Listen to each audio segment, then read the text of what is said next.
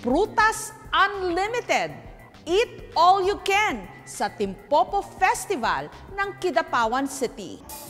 Isang truck ng durian, kaing-kaing ng rambutan, at kahon-kahong mangustin. Idagdag pa ang tumpok-tumpok na marang. Ang tone-toneladang mga prutas na ito sa plaza na nakalatag sa 2 mesang may habang 200 metro. Pagpipiestahan ng libo-libong tao sa Fruits Eat All You Can event sa taunang Timpopo Festival sa Kidapawan sa probinsya ng North Cotabato. Timpopo Festival is all about celebration of the life of the farmers. Ito ay Bisayan word for harvest. Umaga pa lang, marami ang abangers na sa libreng paprutas. For 50 pesos, happy ka na doon. Yung prutas na ihahain namin sa inyo, more than the 50 pesos. 3, 2, 1, go! Attack! May mga nagkamay na. Meron ding halos isubsob na ang mukha sa mga prutas. At galit-galit na. Maraming salamat po.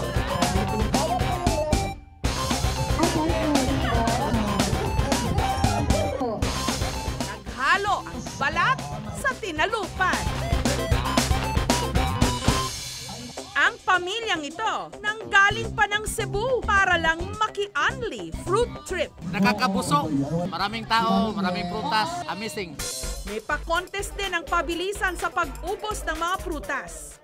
Ang magkapatid na Juhar at Saiden, pinaghandaan daw ang event na ito. Hindi kami kumakain, kape lang talaga umaga. Para pagdating ng tanghali, parang mabusog talaga sa prutas ba?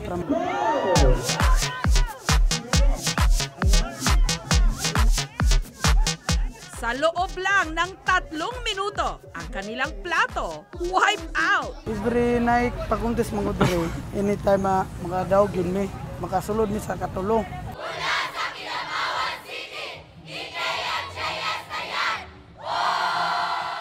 Ang isa sa mga naubos agad sa paprutas ni Mayor, hindi bali ng umaalingasaw, ang durian. 90% ng durian sa buong Pilipinas galing ng Mindanao. At ang tinaguriang durian capital of the Philippines, syempre ang Davao. Sa farm na ito, sagana pa ang isa sa pinakasikat na variety ng native durian, ang Arancillo, na napakabaho pero napakasarap. Hindi siya maasim masyado. Hindi siya mapait, hindi siya matamis. Okay lang siya. Ito yung paborito ko. Isa lang ang Arancillo sa 100 uri ng durian na narito. 7 rito, in season o napapanahon ngayon. Si Daddy nakapunta ng Thailand, nakita niya yung mga hybrid varieties. Dala siya ng ilang seeds dito, naka-establish siya ng paunti-unti niyang nag-collect. Ang iba't ibang uri ng durian nagkakaiba sa hugis, kulay ng laman at lasa. Merong ibang native na malagkit, merong ibang native na matubig. Pero halos lahat ng native is very intense yung flavor. Pero meron din silang sariling breed ng durian dito. Katulad daw ng tinatawag na puyat variety na sa halip na pabilog, mistulang hugis pinya. Mas malalaki rin ang tinik nito. Sa lahat na natikman ko, ito yung creamy. Meron ding breed na kung tawagin, duyaya, hugis puso at matingkad ang kulay ng laman. Malagkit siya masyado. Very sweet. Iba't iba man ang itsura, nagkakaisa silang lahat sa pabahuan, masangsang at matapang na amoy.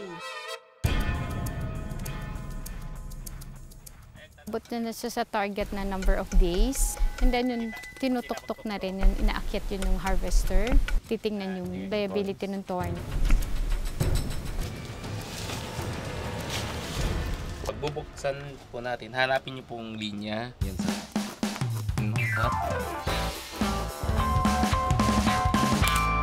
Ang may-ari ng farm na si Mary Grace, aminadong durian addict. Yung durian candy kinakain ng iba pero walang kumakain ng durian jam kasi sobrang tapang. Ako kinakain ko lang yan ng ganyan. Dahil nga raw sa durian, natagpuan niya ang kanyang forever. Hindi ko in-expect na makindiligaw sa akin is taga Davao. Pero nung pagkakataon ko na to. Ito naman ang prutas na hindi nakaka-turn off ang amoy at tinatawag ding miracle fruit sa dami raw ng makukuha ritong health benefits, ang mangosteen. Ang 15 hectares na mangosteen farm na ito sa Kidapawan City, pagmamay-ari ni Dr. Alexis. After med school, nag-umpisa ako ng farming. Dapat matuto ka munang mag-araro. Then kung alam mo na, pwede ka nang mag-manage. Kada araw, nakaka-harvest daw sila rito ng 3 tonelada ng mangosteen na inaangkat ng local buyers mula Luzon, Visayas at Mindanao. Meron daw tamang paraan ng pagbubukas ng mangosteen. Una, aalisin natin itong fruits. Press lightly dito sa sides to expose itong mga segments na niya. At kung gusto mo raw malaman ang bilang ng buto sa loob ng mangosteen, bilangin lang ang hati ng corona sa ilalim ng prutas. 5, 6, 7, 8. 5, 6, 7, 8. Pero kailangang mag-ingat sa pagbubukas dahil makapit ang dagta ng mangosteen. Ito ang kulay ng masarap na mangosteen. Isa pa sa mga pinagsaluhan sa Eat All You Can, ang tusok-tusok din pero malambot na prutas na sandamakmak ang buto. Napakatamis at okay lang na ngasabin. Higit sa lahat, natatagpuan lang ito sa mga baku-bakuran, ang marang. Si Aling Marieta, may 5 puno ng marang. Ang marang mangbod, pwede mo na siya itanong, pwede po na siya yung kanang ihalang liso, ilabay lang nimo, muturok lang na siya, dili na siya kanang ginaalagaan gyud nga bisbisan og tubig, ana dili na siya, muturok lang gyud na siya iyaha. Prutas na, ulam pa. Masarap kayo din, parang atis. Pwede na rin siya ulamin. Ang naisip nila ritong luto, tinawag nilang Marang Delight. So medyo mahirap yung pagtanggal ng buto niya and medyo slimy din sa...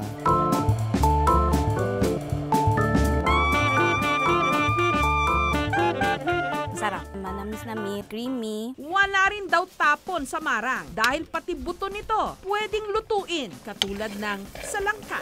Pero kung ang buto ng langka nilalaga, ang sa marang ibinubusa o niro-roast, pwede rin daw iprito. Para siyang mani talaga, pero ang balat niya ay manipis. Dito naman sa munisipyo ng Makilala, sa North Cotabato, wala pang bare months pero nagmistula ng Christmas tree ang puno ng rambutan. Napaka-juicy niya. At ginawa na rin nila itong flavor ng kanilang ice cream. Ang nakaisip nito, ang negosyanteng si Edna. Yung iba nagtatanong, wala bang rambutan flavor? Kung ano-ano lang na maprutas yung tinatanong na parang imposible naman na maging ice cream po. Na-challenge din po ako kasi ang daming rambutan po dito sa Kidapawan.